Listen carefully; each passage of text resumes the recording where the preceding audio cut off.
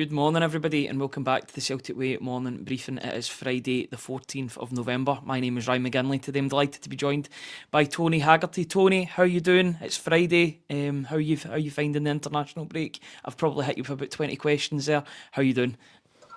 I'm doing fine. I think I'm good. And yeah, the international break's always long, isn't it? They just seem to get longer every time.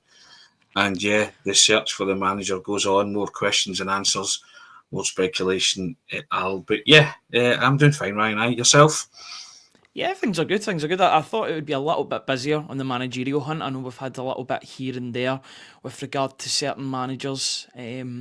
Some are probably more favourite than others to take the job at this moment in time, but hopefully we get a clearer idea. I think that communication is key in this, as it is with most things in life. Before we get started, I'd like to say a big thank you to the sponsors of this video. It's Simply Furniture, and they are located in Hillington, Glasgow. They're an independent brand dedicated to bringing luxury and contemporary style into homes across the UK. With over a decade of experience in furniture retail, they meticulously source only the finest pieces curated for quality, comfort and timeless design. From elegant sofas to statement dining sets, their hand-picked collections offer exceptional value without ever compromising on style. Their dedicated team ensures that your furniture is delivered with care right to your doorstep. If you want to see the beauty up close, visit their stunning showroom in Hillington and mention the Celtic Way for a special in-store discount, and all of their links will be in the description below this video, and we thank them for sponsoring this video. Tony, did you expect more to have transpired by now in the managerial hunt, or were you maybe expecting it to be quite quiet at this point, 8 days before the next game, which is St Mirren away from home? 2 words, Eddie Howe. It's the Celtic board, isn't it? Your reopening wins that I closed years ago, Tony. Correct. Yeah, but track record of dragging their heels over situations like this, Ryan. And yeah, like everything else you said there, communication is key. We've had no communique from the Celtic board at all, and I know they can't come out and say this, that, and the other, but they could give you some kind of update as to the process. You are speculating as to who's been in London because that's the information that's been gleaned that they're holding interviews in London. There's speculation of a shortlist and who's potentially on that shortlist, but nobody knows for certain. I think a lot of it is, not saying it's guesswork, it's obviously the journalists and media using their contacts to glean any kind of bits of information from those who may be involved in the process or close to the process. But it's all very, not saying murky or dark, but it's a very unclear picture at the minute, isn't it, Ryan?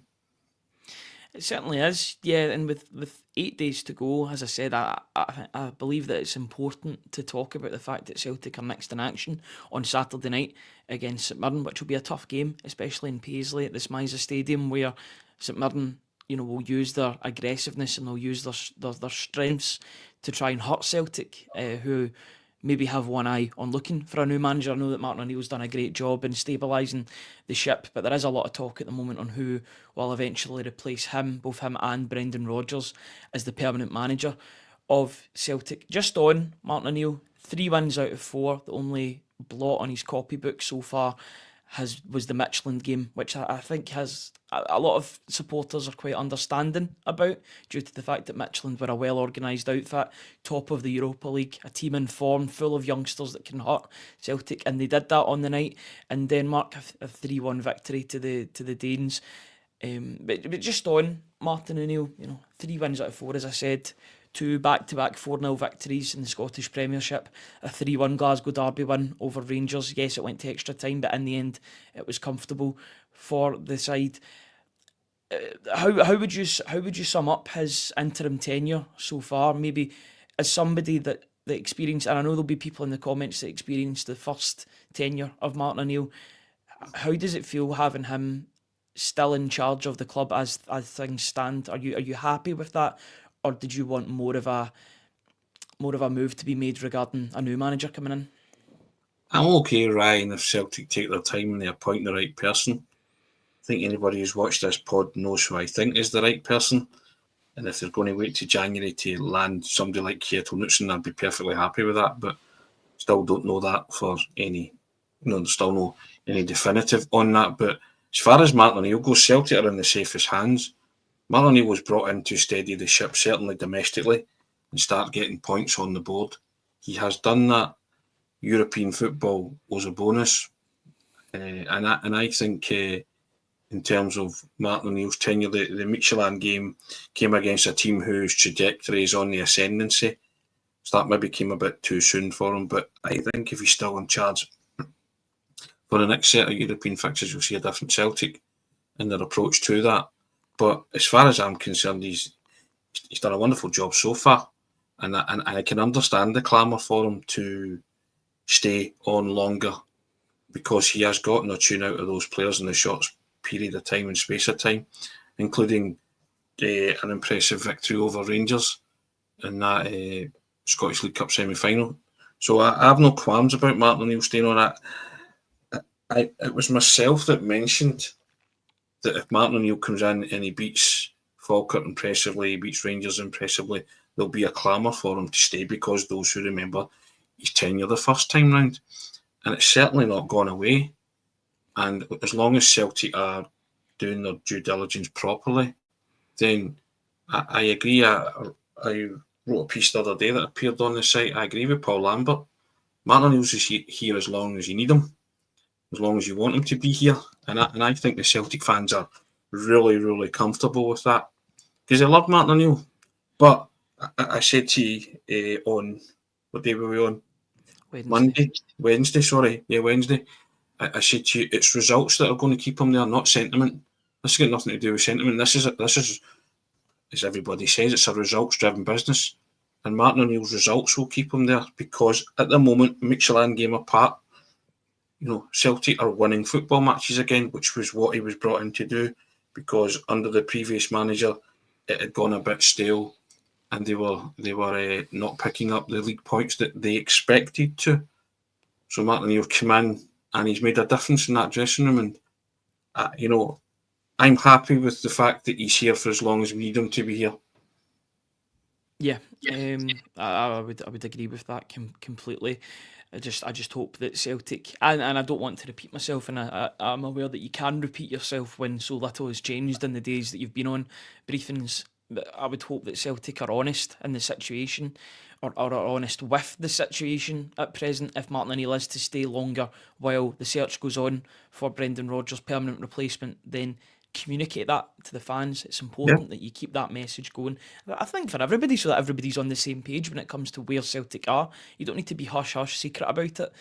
Just be honest. I think a lot of fans would rather that Celtic take their time and appoint the correct manager rather than rush in and bring somebody in purely for the sake of it, especially when you've got somebody like Martin O'Neill who has steadied the ship, got the house in order, and has shown that he can do it. Certainly domestically, he can still win football matches alongside his interim coaching setup. Now, the favourite over the past 4, 5, 6 days has been Wilfried Nancy, the Columbus Crew manager.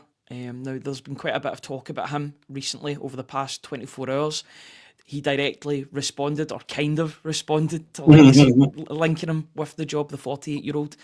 They were having something that doesn't really happen in European football, where they were sitting down with the media. The general manager, Issa Tall, and Nancy were sitting down in front of the media to conduct a sort of end-of-season review, a reflection. I don't know how that would transpire in Scotland or the UK, but certainly something that the MLS like to take part in. So when directly asked about the job, or he wasn't, it was a kind of like a blanket statement about linking him to other jobs elsewhere. He said to those in attendance at that campaign debrief, "I'm not here to talk about myself. I have nothing to say about any kinds of reports." So it's a political answer, Tony. It's one that you would expect from a guy who is being heavily linked with the vacant role at Celtic. But at the same time, he didn't exactly reject the notion of going to Celtic. So it would suggest that he knows more about the situation than other people do. Yeah, I think, as you say, it's a diplomatic answer, isn't it? to that question, and I'm fairly, I'm focused on the job at Columbus Crew at hand and all that. Any manager worth their salt would say that. Yeah, and I did a piece with Larry Henry Jr., which appeared on the site. I put it in the comment section if you haven't already read it. He's an interesting candidate for me, Ryan. I think my initial thoughts were that it was, and I didn't use the word, it was underwhelming, but I was very mindful of the fact that lots of people, including myself, said that about Ange Postecoglou. So I spoke to Larry Henry Jr. and I did a bit of digging myself, and there's similarities there with the way they play football and this relationist football philosophy that he has, where players have autonomy, and he actively encourages that. If you read the piece, you'll get a wee bit more meat on the bones on that, and it's really interesting to see that he's very much into player development in that sense. So yeah, but he's an interesting candidate. I fully expected him to say that. There's supposedly interviews and talks being held in London. Nobody knows if Wilfried Nancy was one of those who has had an interview, has met with any representatives from Celtic as of yet. But we shall see. But yeah, I think he's certainly keeping tight-lipped on it, isn't he? But it's something that I don't think will do Wilfried Nancy brand any harm being linked with a move to a European league, because I'm sure, like everything else, managers from the MLS have ambitions to manage somewhere else in their careers, and I'm sure Wilfried Nancy is no different. He's been highly successful, but it depends. And I guess we were all made aware of the Opta table in terms of the leagues. The MLS is currently the 10th best league in the world. Scottish football's 39th. That was made a point of yesterday on our media channel. So it just depends. But I think you're right. I think Wilfried Nancy knows a lot more than he's letting on, and has been sworn to secrecy, and as you would be, and let this due diligence and interview process take its course. Yeah. The Columbus Crew general manager, Issa Tall, also talked about Wilfried Nancy in a separate collection of quotes. He told Footboom, Wilfried is under contract. We're in deep discussions about expanding the squad for next year, developing pre-season plans, all that good stuff. What's the future going to bring? You never know. You have to be prepared for anything, but the way things are going, he's locked in. That was Frenchman Issa Tall talking about Wilfried Nancy's current situation. Seems like a pretty good setup at Columbus Crew. You've got the Frenchman Wilfried Nancy in charge. You've got Kwame Ampadu as the assistant, who Paul Tisdale has a personal relationship with due to the twos working together, due to the duo working together at Exeter City back in the day.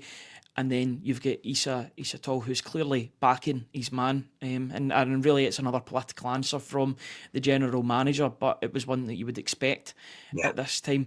Kind of leaves the door open to a potential move. If we're being honest, you never know what can happen. I think he's pretty understanding of the draw that Celtic have, despite being in the so-called 39th best league in the world. Celtic still have a draw, and when a European club like Celtic come calling, especially for a European manager that will know all about Celtic, then it's difficult to resist that, despite the current good job that he's got in the MLS with Columbus.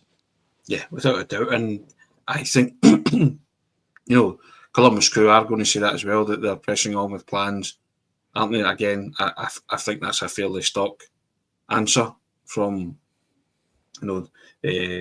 from them, and I fully expect that. And as I say, it's I think this is what you want to avoid, Ryan, is any kind of saga.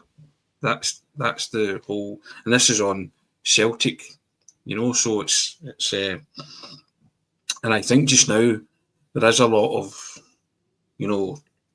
putting two and two together and coming up with whatever figure or number that you want. Nobody really has a handle, certainly media-wise, on what is happening with the current managerial situation at Celtic. And I'm hoping that that's because Celtic are conducting their business properly, and they're interviewing these guys in locations where nobody knows, and they are not leaking information. They will leak it when the time is right, but a lot of chat might be at the delicate stage just now, Ryan, and that could even include someone like Kjetil Knutsen of Bodo Glimt, Kieran McKenna as well, and others that you want to throw into that mix. Yeah, just on those two names that you've mentioned, I think it's a bit of a long shot now, unfortunately, with Kjetil Knutsen, even though we've been banging the drum all week about Celtic potentially bringing him in. It would appear, and this was just coming from Norwegian media over the past day or so, that he is in contract talks with Bodo Glimt over an extension to his deal, which was to be expected given the fact that there was talk that his contract was up at the end of the year, and Bodo have games in the Champions League in January, so that extension was probably always going to get spoken about. But he has got a pretty good job at the moment where he is. He has full autonomy over how things transpire at the Norwegian champions, and he'll want to see that through. I mean, I looked at some of the fixtures that he's got. I believe that Bodo Glimt are playing against the likes of Atletico Madrid and stuff like that. So, from where he had the club at the start to where they are now, plying their trade against some of the best teams in the world with some of the best players in the world, naturally he would want to see that through before maybe going to a new job. My question to you, Tony, is do Celtic have the time to be waiting about till January, February for a new manager to come in? Yes, they've got Martin O'Neill right now if needed through the winter months, but can they afford to wait until January, February time for a manager to make up their mind about joining the club when that's more than halfway through the season?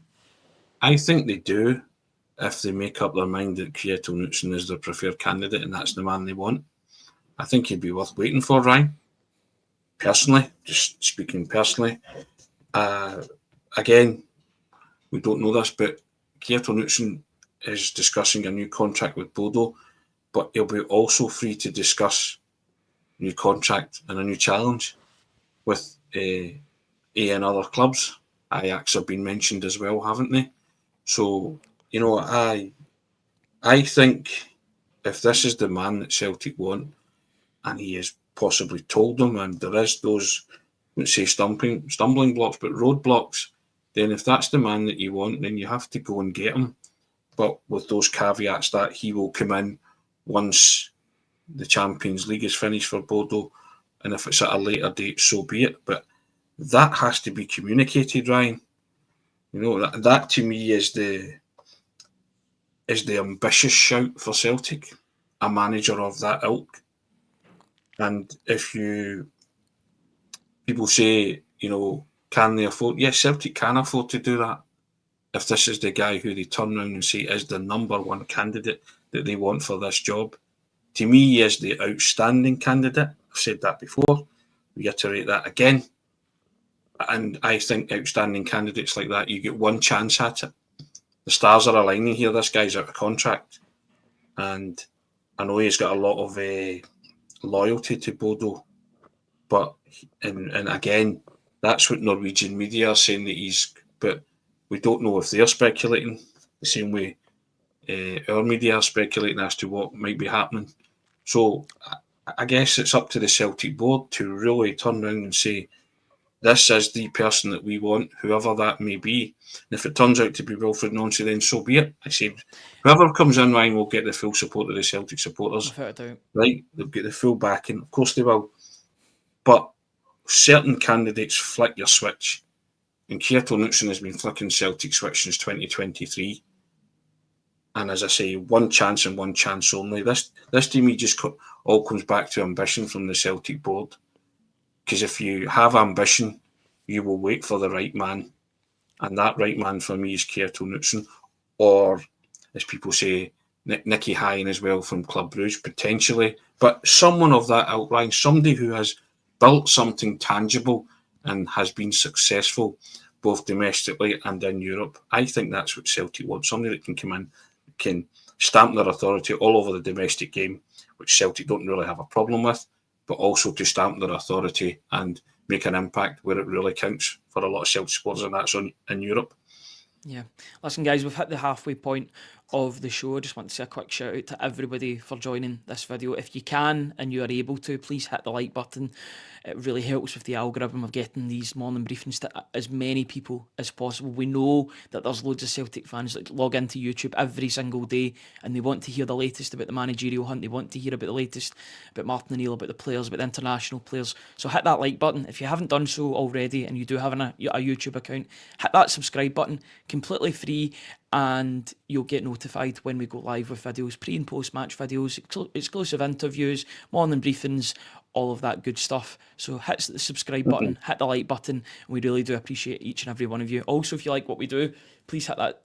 Please go and subscribe to the Celtic Way website. We're currently doing £1 for 6 months. All you have to do is go to www.celticway.co.uk/subscribe, and you can take advantage of that great offer and be in the know with all things Celtic from now until midway through next year. Yeah, so it's a good deal, worth taking up at this point. So yeah, guys, get involved. Listen, Tony, last night it was a really successful night for one of Celtic's players. A successful night for a former player as well, in Adam Ida, but more so Liam Scales, who his Republic of Ireland side picked up a bit of a scalp, defeating Portugal, who many fancy to be in the latter stages of the World Cup next year. You know, full of talent. Cristiano Ronaldo, who was sent off in the game. Bernardo Silva, Ruben Diaz, the list goes on really with Portuguese players. But Ireland, who started Liam Scales last night, defeated them 2-0 in Dublin. And it was Liam Scales that got an assist for the opening goal for Troy Parrott, a former Celtic target as well. A great assist, great header into the box, and a really good finish by Troy Parrott. How good is it to see Liam Scales thriving on the international stage, similar to what he's doing at Celtic at the moment? Playing at left back, I believe, Ryan, as well, wasn't he? And I think that was a career first last night. I think that was Cristiano Ronaldo's first international red card, wasn't it? I believe, yeah. Yeah, listen, Liam Scales is riding the crest of a wave at the minute, and quite rightly so. Yeah, you canvass any Celtic supporter, you'd have to say that Liam Scales is the player of the season thus far. He's the one who has the kind of beacon, who has performed to a consistent level and hit that bar from the start of the season. And he's clearly a player that's thriving and playing with confidence. And, you know, I always feel that there's a rickets in Liam Scales. It's just me personally, as I say, but I can't fault him this season. And I ain't going to have a pop at him just for the sheer hell of it, because I can't really fault Liam Scales this season at all. He's been terrific, and last night's just that kind of, you know, that's the greatest honour for any player playing for their country and claiming a notable scalp at international level. Remember Scotland used to do that, Ryan? Remember back in the day, Scotland would claim it, and that's all you can ask from a team like Ireland, Scotland, Wales. Be hard to beat and claim a scalp every now and again, and work on those, because you know you're working with, I'm not going to say inferior players, but players that are not playing in the glitz and glamour of many leagues around the world. But certainly Liam Scales he's been terrific, and wonderful assist last night for Troy Parrott. What a really intelligent header back across goal, and just waiting for Troy Parrott to do what he did, and clearly worth it. And people, having glanced on social media before I came on this morning, people raving about his performance, and great to know that he can play. Well, we all knew he could play left back if he did, but at the minute he is thriving and he's shining in a central defensive role for Celtic. And as I say, that just breeds confidence, and I guess Liam Scales' confidence levels are sky high.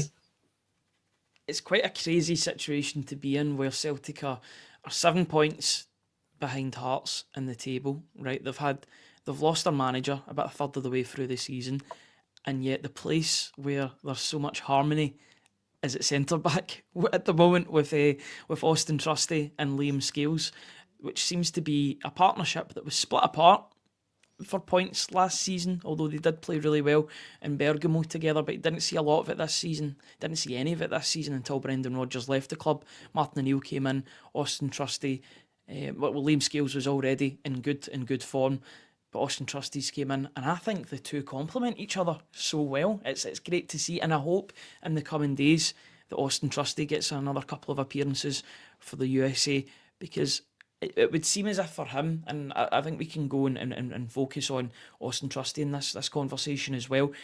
He could be timing this at the perfect moment in terms of coming into this side for the USA national team. John and I were speaking about it the other day. We were delighted that Austin Trusty was back in the fold for the USA under Mauricio Pochettino as an aging centre half. As an aging area, the centre back position for the USA, there is an opportunity to break in. Even more of an opportunity, unfortunately, due to Cameron Carter-Vickers' injury. We don't know when exactly he'll be back. The prognosis was, March, April time. But even then, you never know. That's best case scenario. So now there's an opportunity for both of these players. For Scales, who still be looking to try and qualify, it's a bit of an outside chance with Ireland to get to the World Cup. But as a host city, the USA, or not a host city, though, a host country, one of the three host countries, Austin Trusty has a real opportunity to be plying his trade in a home World Cup. I think that any incentive that Austin Trusty needed was that carrot being dangled of being part of that USA World Cup squad. Austin Trusty is now walking the walk. He could talk the talk. He was a great speaker. He still is. Very fluent, very eloquent man. But he's starting to look a bit elegant on the park, Ryan. The Bergamo performance against Atalanta from those two was one for the ages, where they set the highest of high bars, and you said to yourself, you have to replicate that every time you step onto the field playing for Celtic, because that was textbook defending. You talked about complementing each other, and it's been stop-start in terms of that partnership. But I think it's the one area this season that's been functioning pretty well, Scales in particular. But since Austin Trusty has come in, due to Cameron Carter-Vickers' injury, it's certainly been solidified.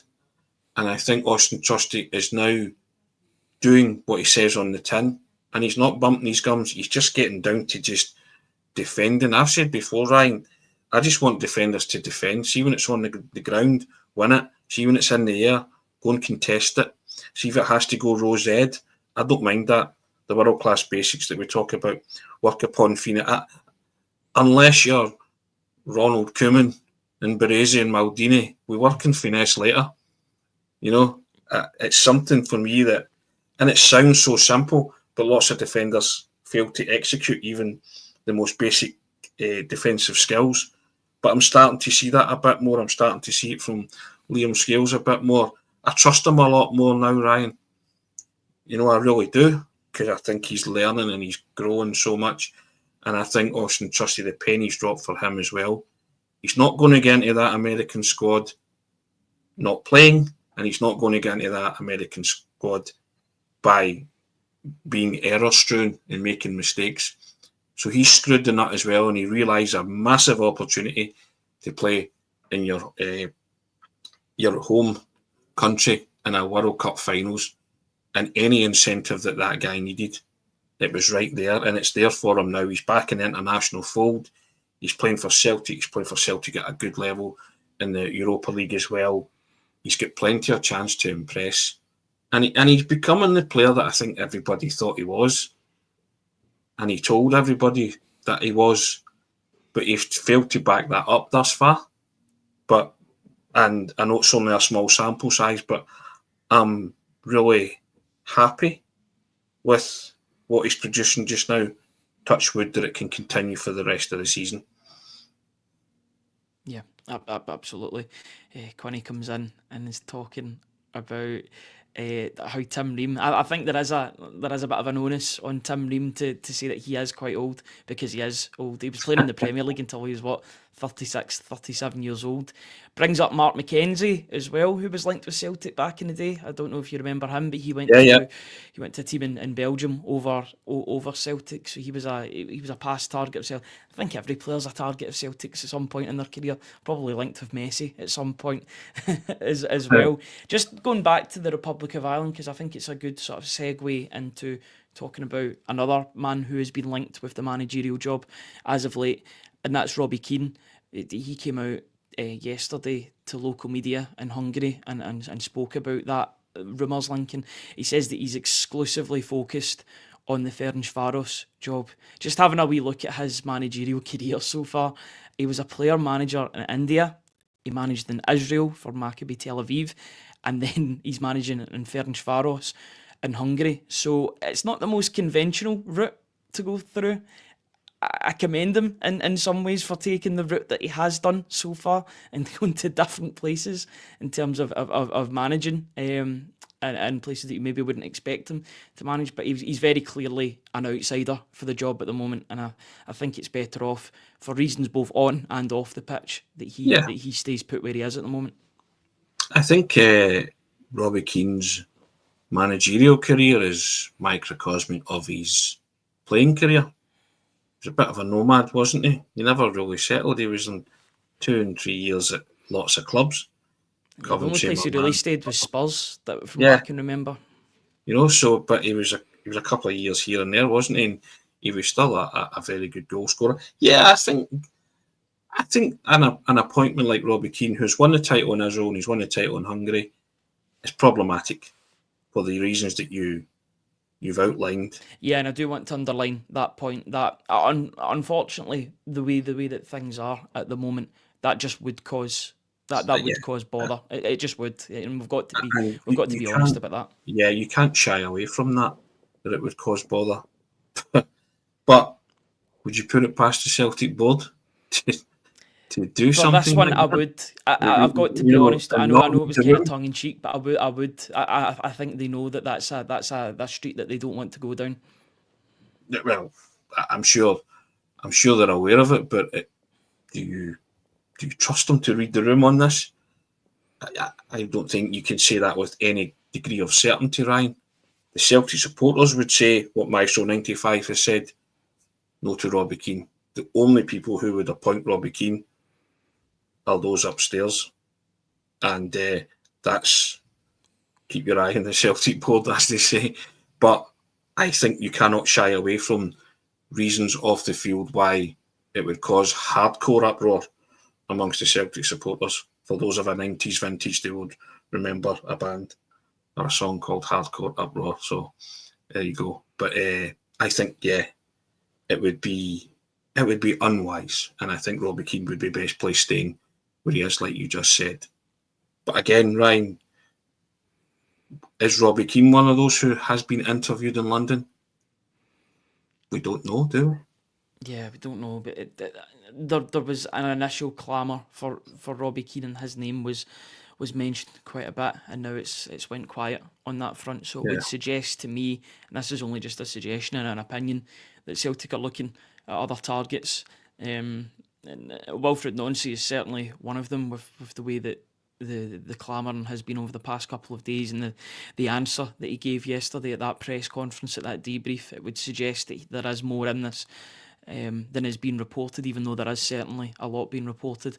I think we're just waiting on that announcement, aren't we? We're waiting on that breakthrough of Celtic enter talks with such and such. We need that initial big story to come through. Then we'll know exactly what way Celtic are going, because at the moment, and I've said this a lot this week, it is the calm before the storm managerially. We're waiting on a worthwhile communique, Ryan, from Celtic, as you say, to say that they are now in advanced talks, or they have whittled it down to two candidates or whatever, or a preferred candidate. So that's not happened yet. So when that ball starts rolling, everybody will be heavily invested in that. We are all heavily invested, but it depends on what media sources you consume and what you choose to believe. I've always said, kind of try to take a step back and put two and two together and read between the lines. And I'm happy, but that we have the safest hands on the tiller at this minute in time, and you trust this man implicitly, the man there, because Colin Rodgers said, "Yep, so I agree. As I said earlier, Martin O'Neill has the baton, as they say, until it's time to hand it over. And I'm perfectly content with that, Ryan. Yeah. Just the final point before we close off today's show. Do you personally, and this is just a personal question to you, and I'm looking for your opinion on the matter, do you believe that Celtic will have a new manager in place by the time they play St Mirren next Saturday? No, I don't. There's a short answer to that. Do you want to elaborate on the point? Because I genuinely don't think that that due diligence has commenced yet. I think they're starting to commence it. From what we hear and what we're reading about the interviews in London. But even then, if they are interviewing in London, I still think that could be a long, laborious process. So my short answer is no.